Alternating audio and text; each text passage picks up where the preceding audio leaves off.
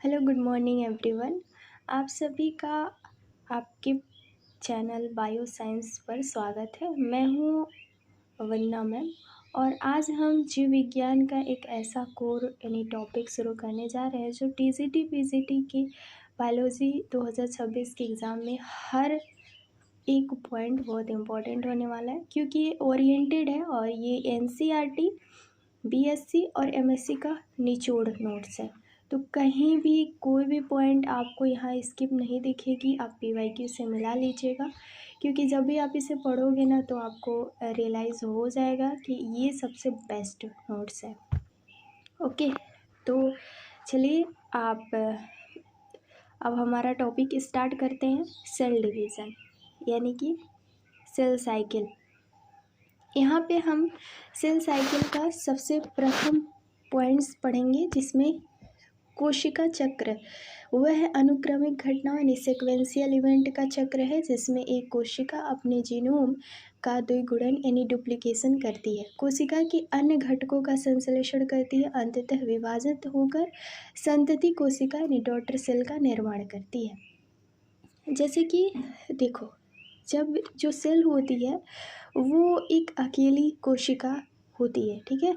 अगर आप देखोगे कि एक ऐसा सेल जिसमें एक अकेली कोशिका जैसे कैसे एक विशाल जीव बना देती है, या फिर हमारी जो चोट लगने पर घाव कैसे भर जाते हैं, इन सब के पीछे को क्या छिपा रहता है? सेल डिवीज़न छिपा रहता है, जिसमें माइटोसिस, मियोसिस, सेल साइकिल और सभी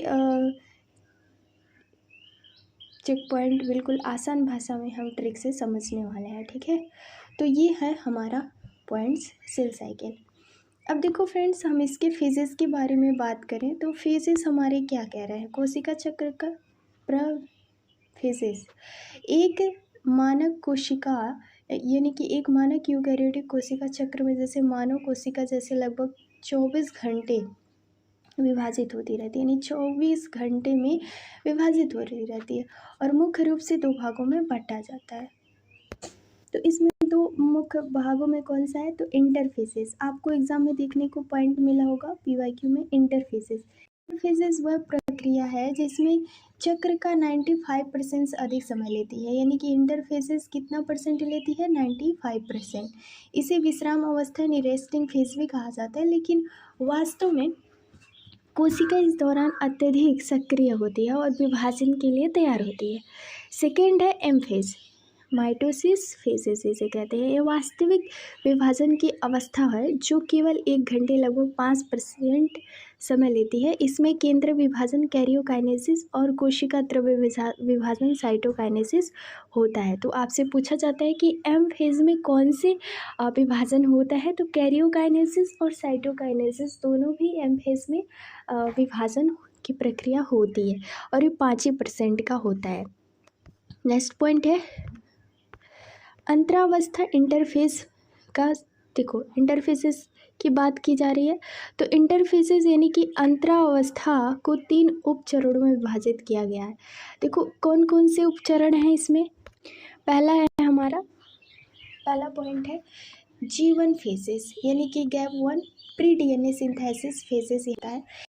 यहाँ पे यह समसूत्री विभाजन, माइटोसिस और डीएनए प्रतिकृतिकरण रिप्लिकेशन के प्रारंभ होने के बीच का अंतराल है। इसके प्रमुख घटना तथ्य हैं जैसे कि कोशिका आकार में बड़ी होती है और उपापचयी रूप से सर्वाधिक सक्रिय यानी मेटाबॉलिक एक्टिविटीज़ होती है। इस चरण में आरएनए और प्रोटीन का निरंतर संश्लेषण होता रहता है और विभाजन के लिए आवश्यक एंजाइम जैसे डीएनए, पॉलीमरेज और न्यूक्लियोटाइड्स का संचय होता है।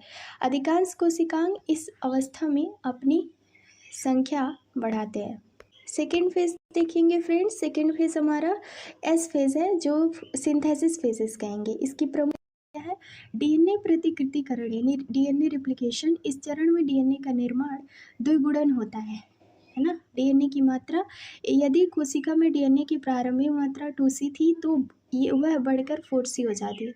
गुणसूत्रों की संख्या अत्यधिक महत्वपूर्ण तथ्य, डीएनए की मात्रा तो दोगुना हो जाती है, लेकिन गुणसूत्र यानी कि क्रोमोसोम की संख्या में कोई परिवर्तन नहीं होता। यदि G1 में गुणन गुणसूत्र 2n थे तो एस प्रावस्था के बाद वे 2n ही रहेंगे। प्रत्येक गुणसूत्र में अब 2 क्रोमेटिड्स स्पष्ट दिखाई देने लगते हैं जो एक सेंट्रोमियर से जुड़े होते हैं।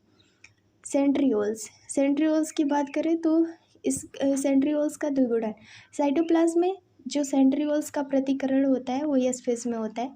हिस्टोन प्रोटीन का संश्लेषण, केंद्रक के भीतर हिस्टोन प्रोटीन का संश्लेषण भी एस फेज की ही एक प्रमुख विशेषता है। अब हम बात करते हैं G2 फेज यानी कि gap two post DNA synthesis phases. इसमें यह डीएनए संश्लेषण और एम फेजेस के बीच का अंतराल होता है। इसमें कोशिका विभाजन की अंतिम तैयारी करती है। ट्यूबुलिन प्रोटीन का संश्लेषण होता है और आगे चलकर स्पिंडल फाइबर या तुर्क तंतु यानी माइक्रो फिलामेंट्स का निर्माण करता है। माइटोकॉन्ड्रिया की बात करें तो माइटोकॉन्ड्रिया क्लोरोप्लास्ट और गोल्गी का जैसे कोशिकाएं विभाजित होते हैं। आरएनए और गैर हिस्टोन प्रोटीन का संश्लेषण भी जारी रहता है आपके G2 फेजेस में। देखो मोस्ट इम्पोर्टेंट पॉइंट्स में G0 अवस्था आती है। G0 जो फेजेस होती है क्वाइसेंट स्टेज कहा जाता है क्योंकि ये शांत स्टेज है और इस पे आपका जो अवधारणा है यह वश्यक जंतुओं में कुछ कोशिकाएं विभाजित नहीं होती जैसे तंत्रिका कोशिकाएं, न्यूरॉन्स, हृदय की कोशिकाएं, हार्ट सेल और कुछ कोशिकाएं केवल क्षतिपूर्ति के लिए कभी कभार विभाजित होती है। ये कोशिकाएं जीवन प्रावस्था से निकलकर एक अक्रिय अवस्था में प्रवेश कर जाती हैं, G0 अवस्था कहते हैं। ठीक है, और इसमें कुछ एमएससी के फैक्ट हैं। G0 अवस्था में कोशिकाएं उपापचयी रूप से सक्रिय यानी बायोलिटिकली एक्टिव रहती है, जो जीवित रहती है और अपना विशिष्ट कार्य करती है, लेकिन वे तब तक विभाजित नहीं होती जब तक कि शरीर की अवस्था एक के अनुसार उन्हें उद्दीपन स्टिमुलेशन नहीं किया जाए, उन्हें विभेदित नहीं किया जाए। डिफरेंशिएशन सेल भी कहा जाता है इसे। ओके, नेक्स्ट पॉइंट हमारा कोशिका चक्र का नियंत्रण और चेक पॉइंट। अगर हम इसके सेल साइकिल रेगुलेशन और चेक पॉइंट को देखें तो कोशिका चक्र का नियंत्रण विशेष प्रोटीनों द्वारा होता है। किसके? विशेष प्रोटीनों। यहाँ साइक्लिन प्रोटीन है, ये नियामक प्रोटीन है जिसकी सांद्रता चक्र के विभिन्न चरणों में बदलती रहती है।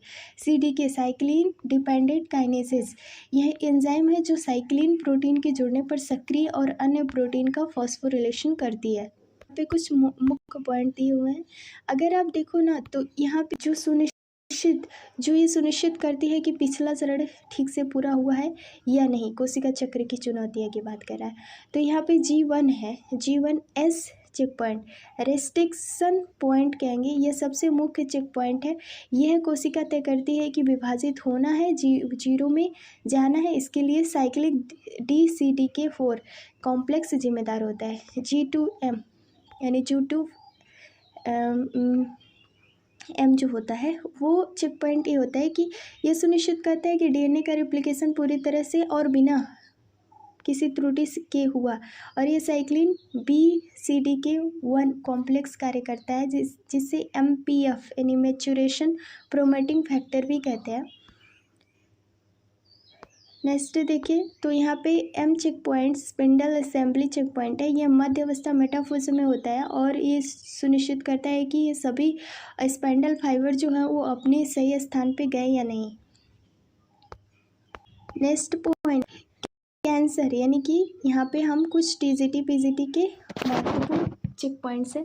जैसे देखो, जब कोशिका चक्र के चेक पॉइंट्स खराब हो जाते हैं और नियंत्रण समाप्त हो जाती है तो जो कोशिकाएं अनियंत्रित रूप से विभाजित होने लगती हैं उनमें ट्यूमर या कैंसर हो जाता है। और P53, ये क्वेश्चन PYQ में पूछा हुआ था। P53 protein gradient of DNA genome कहते हैं, जो भूमिका महत्वपूर्ण होती है, जो खराब डीएनए को ठीक करता है और एपोप्टोसिस कराता है। माइटोजेंस वे पदार्थ जो कोशिका विभाजन माइटोसिस को प्रेरित करती है, जैसे साइटोकाइनेसिस पादपों में, लिम्फोकाइनेसिस जंतुओं में। देखो यहाँ पे माइटोटिक पॉइजन है, माइटोटिक पॉइजन। यहाँ पे आपको देखने में वे पदार्थ जो कोशिका चक्रों में विभाजन को रोकते हैं, जैसे कॉल्चिसिन, ये वाला क्वेश्चन आपके एग्जाम में आया हुआ है। यह स्पिंडल फाइबर के निर्माण को रोक देता है, जिससे कोशिका चक्र मेटाफेज में ही रुक जाता है, और इसका प्रयोग गुणसूत्रों की संख्या का दुगना यानी पॉलीपोलाइडी करने के लिए किया जाता है। जनरेशन यानी कि एक कोशिका विभाजन की शुरुआत से लेकर सब उससे बनने वाली संतति कोशिकाओं के अगले विभाजन की शुरुआत के बीच के कुल समय को जनरेशन टाइम कहते हैं। जैसे इष्ट के लिए यह केवल 90 मिनट होता है। नेक्स्ट पॉइंट हमारा होता है माइटोसिस। माइटोसिस समसूत्र विभाजन को समीकरण विभाजन कहते हैं, इक्वेशन भी कहा जाता है, क्योंकि इसमें संतति कोशिकाएं डॉटर सेल में गुणसूत्रों की संख्या मात्र कोशिका यानी पेरेंट सेल की समान ही बनी रहती है और यह मुख्य रूप से कई कोशिका यानी सोमेटिक सेल से होता है। समसूत्र विभाजन की केंद्रक विभाजन कैरियोकाइनेसिस को 4 मुख्य चरणों में विभाजित किया गया है। कौन कौन से हैं 4 मुख्य चरण? तो देखो यहाँ पे 4 मुख्य चरण है। पहला है इंटरफेज वाला प्रोसेस, फिर उसके बाद दूसरा है प्रोफेज में आपको देखने को मिलेगा कि जो आपके यहाँ पे इंटरफेज में तो शुरुआत होता है, लेकिन प्रो में आपको देखने को होगा पूर्वावस्था जिसे कहते हैं। इसमें जो आपका है क्रोमेटिन फाइबर यानी कि क्रोमेटिन धागे जो है वो सिकुड़ कर क्या कर रहे हैं, क्रोमोसोम बन जाते हैं। क्या बन जाते हैं? क्रोमोसोम बन जाते हैं। आपको यहाँ पे दिख रहा होगा, देखो यहाँ क्रोमोसोम बन गया। अब ये जो क्रोमोसोम बन गया तो न्यूक्लियर मेम्ब्रेन में न्यूक्लियोलस केंद्रिका गायब हो जाते हैं, यानी कि न्यूक्लियर मेम्ब्रेन में क्या न्यूक्लियोलस केंद्रिका जो है वो गायब हो जाते हैं। अब हम बात करते हैं प्रोमेटाफेज में आपको देखने को मिलेगा यहाँ पे, यानी कि प्रोमेटाफेज और मेटाफेज को दोनों में एक साथ लेके चलो। जैसे कि इसमें यह है कि सभी क्रोमोसोम सेल के बीच में एक लाइन में आ जाते हैं, यानी कि एक लाइन में आ जाते हैं जैसे यहाँ पे है, और जिसे मेटाफेज प्लेट कहते हैं। अगर आपको क्रोमोसोम की मॉर्फोलॉजी की स्टडी करनी है तो ये सबसे बेस्ट फेज है, बिकॉज यहाँ पे आपको देखने को मिलेगा कि ये धीरे धीरे एक लाइन में आ रहे हैं और यहाँ पे पूरी तरह से लाइन में आ चुके हैं। ठीक है, फिर उसके बाद आता है आपका नेक्स्ट पॉइंट है आपका इसी में एनाफेज क्या है? ये सबसे छोटा फेज है और इसमें सेंट्रोमियर टूट जाता है और क्रोमेटिन विपरीत यानी ध्रुवों की ओर चला जाता है। देखो यहाँ पे टूट गया तो ये दोनों क्या हो गया, दोनों अलग अलग हो गए ना, तो एक तरफ भागने लगता है। यहाँ पर क्रोमोसोम के VJLU यानी कि VJLU सिर्फ दिखाई देने लगते हैं। देखो यहाँ पे ये जो शेप है ये इसी का है। फिर उसके बाद आपका आता है टीलोफेज क्या होगा? ये प्रोफेज का उल्टा होता है, यानी कि ये क्या होता है, प्रोफेज का उल्टा होता है, इसका उल्टा हो गया। न्यूक्लियर मेम्ब्रेन वापस आ जाती है और एक सेल के अंदर 2 न्यूक्लियस दिखने लगते हैं, यानी कि यहाँ पे क्या 2 न्यूक्लियस दिखने लगते हैं ना, एक सेल है 2 न्यूक्लियस दिखाई दे रहा है, तो यही प्रोसेस है इसका। नेक्स्ट पॉइंट हम देखते हैं। नेक्स्ट पॉइंट हमारा जो है आपका प्रोफेज में ही है, तो डिटेल में देखते हैं। यह केंद्रक यानी कि यह केंद्रक विभाजन का सबसे लंबा चरण होता है, जिसमें क्रोमेटिन संघनन यानी कि कंडेंसेशन होकर सुस्पष्ट यानी कि स्पष्ट गुणसूत्र क्रोमोसोम बनाने लगते हैं। प्रत्येक गुणसूत्र में 2 सेंट्रोमियर्स सिस्टर क्रोमेटिड्स दिखाई देने लगते हैं। सेंट्रोसोम से विपरीत ध्रुवों की ओर जाने लगते हैं और एस्टर किरणें स्पिंडल फाइबर बनना शुरू हो जाता है। अगर आप टीजीटी पीजीटी के फैक्ट की बात करो तो इसके अंतर्गत कुछ पॉइंट्स हैं, जैसे इस चरण के अंत तक केंद्रक झिल्ली मेम्ब्रेन या फिर केंद्रक न्यूक्लियोलस एंडोप्लाज्मिक रेटिकुलम्स गोल्गी अंत तक आते हैं। फिर अगर हम की बात करें तो केंद्रक झिल्ली पूरी तरह नष्ट हो जाती है और स्पाइंडल फाइबर गुणसूत्रों के काइनेटोफोर में आकर जुड़ जाते हैं। सभी गुणसूत्र कोशिका के मध्य में एक रेखा पर व्यवस्थित हो जाते हैं, जिसे मध्यवस्था या फिर मेटाफेज प्लेट इक्वाटियर प्लेट कहते हैं। हाई यील्ड फैक्ट की बात करें तो गुणसूत्रों की आकारिकी मॉर्फोलॉजिकल स्ट्रक्चर का अध्ययन करने के लिए हमें मेटाफेज सबसे उपयुक्त चरण कहलाता है। उसके बाद हम बात करें ये कोशिका विभाजन का सबसे छोटा चरण है, शॉर्टेस्ट एनाफेज में। प्रत्येक गुणसूत्र का सेंट्रोमियर्स के बीच में विभाजित होना और दोनों सिस्टर क्रोमेटिड अलग अलग होकर विपरीत ध्रुवों की ओर खींचने लगते हैं, इन्हें संतति गुणसूत्र कहते हैं, यानी डॉटर सेल कहा जाता है। अगर कुछ पॉइंट्स एमएससी लेवल के फैक्ट्स देखें तो पीसीटी के लिए, ध्रुवों की ओर गति करते समय गुणसूत्रों का आकार सेंट्रोमियर्स की स्थिति के आधार पर V यानी मेटासेंट्रिक, L यानी सब मेटासेंट्रिक, J एक्रोसेंट्रिक और I टीलोसेंट्रिक जैसा दिखाई देने लगता है। आपको आकार पूछेगा, आकार आपको बताना पड़ेगा क्योंकि ये PYQ में पूछा हुआ क्वेश्चन है। नेक्स्ट है अत्यंत अवस्था यानी टीलोफेज अवस्था। यह प्रोफेज की विपरीत अवस्था है। गुणसूत्रों के विपरीत ध्रुवों पर पहुंचकर पुनः खुल जाते हैं और क्रोमेटिन फाइबर यानी कि जाल बना लेते हैं। दोनों ध्रुवों पर केंद्रक झिल्ली केंद्रक का पुनर्गठन हो जाता है। एंडोप्लाज्मिक रेटिकुलम्स और गाल्जिकाएं फिर से बन जाते हैं। इसके बाद कोशिका द्रव्य विभाजन यानी साइटोकाइनेसिस होता है। जंतुओं में यह खास फॉरविंग द्वारा, पादपों में कोशिका पट्टी सेल प्लेट मेथड द्वारा होता है। नेक्स्ट पॉइंट है समसूत्री विभाजन के महत्व। आनुवंशिक निरंतरता यह सुनिश्चित करता है कि सभी संतति कोशिकाओं में समान आंशिक पदार्थ 2n राइट रो 2n पहुँचते हैं। वृद्धि क्या होती है? बहुकोशिकीय जीवों के शरीर का विकास और वृद्धि इसी विभाजन द्वारा होता है। कोशिका मरम्मत सेल रिपेयर शरीर के क्षतिग्रस्त ऊतकों में ठीक करने के और मृत कोशिका जैसे त्वचा की ऊपरी परत RBC को बनाने के लिए आवश्यक है। केंद्रक कोशिका द्रव्य अनुपात कोशिका के नियोसाइटोप्लाज्मिक रेशियो को संतुलित बनाए रखता है।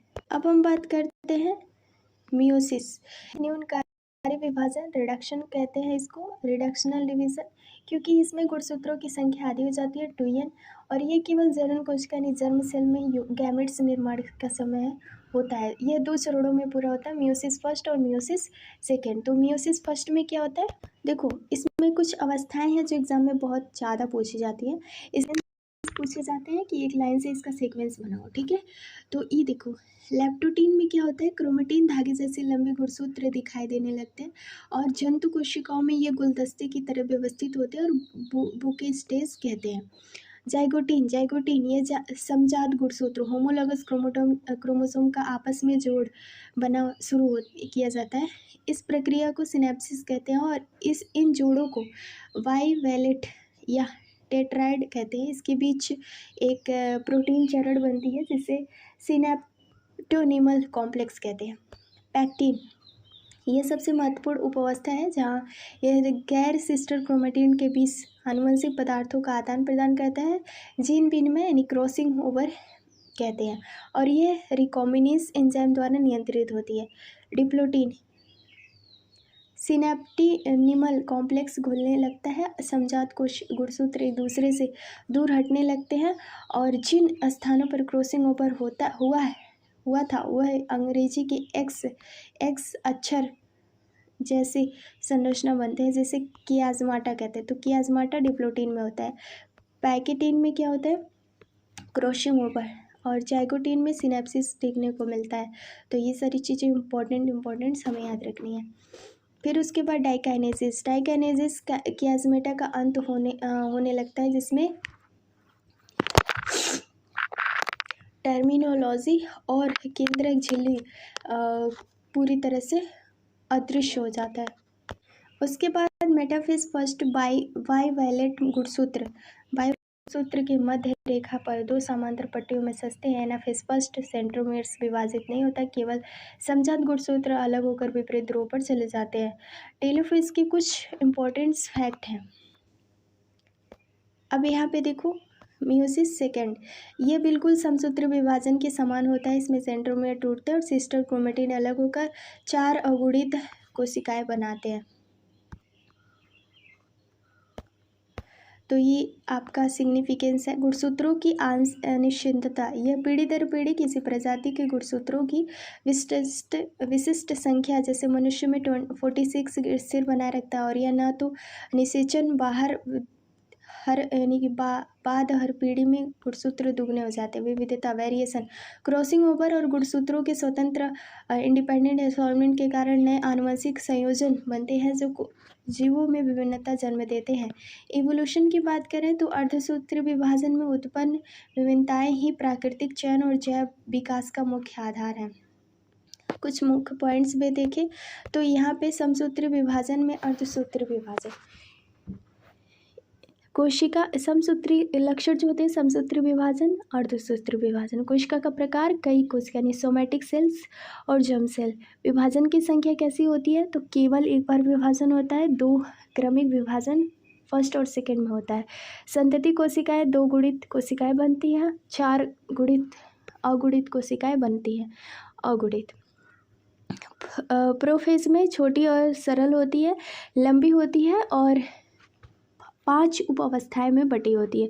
क्रॉसिंग ओवर अनुपस्थित होता है, पैकेटिन अवस्था में अनिवार्य रूप से उपस्थित होता है क्रॉसिंग ओवर। और एनाफेज सेंट्रोमियर विभाजित होता है, एनाफेज फर्स्ट में सेंट्रोमियर विभाजित नहीं होता है। लेकिन पॉइंट्स यहाँ पे इम्पोर्टेंट ये है कि हमारा सीक्वेंस पूछा जाता है। देखो सीक्वेंस क्या है, L Z P D और फिर D। L क्या है, leptotene, G zygotene, P पाइकेटीन, D आपका डेप्लोटीन और D डाइकेनेसिस। तो ये सारे पॉइंट्स हैं जो आपको याद रखने हैं। ओके, अब यहाँ पे हम and thank you for watching these videos. Thank you very much. I hope you better understand in this topic and thank you. Please give me feedback, like share subscribe. देखो फ्रेंड्स, ये revision session है और आप अगर इसे जितना बार revise करोगे आपका ही फ़ायदा है, क्योंकि ये बहुत बेहतर नोट्स है। इससे बाहर तो कोई पॉइंट्स नहीं जाने वाला।